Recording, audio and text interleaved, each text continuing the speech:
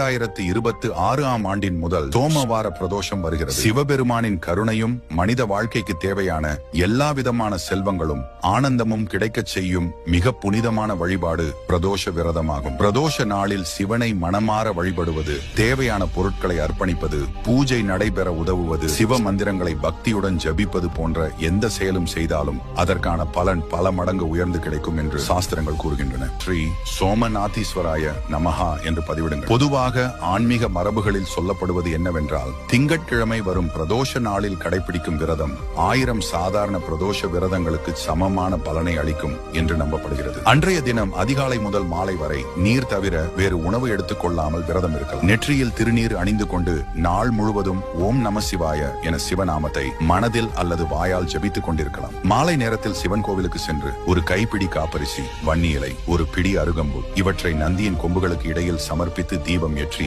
நந்தியும் சிவபெருமானையும் பக்தியுடன் வழிபட்டால் சனி பகவானால் ஏற்படும் துன்பங்கள் குறையும் என்று நம்பப்படுகிறது. அபிஷேகத்தை விரும்பும் சிவபெருமானுக்கு தேன்பால், பன்னீர், சந்தனம், வில்வ இலை, தாமரை மலர், பஞ்சாமிர்தம் போன்றவற்றை சமர்ப்பிக்கலாம்.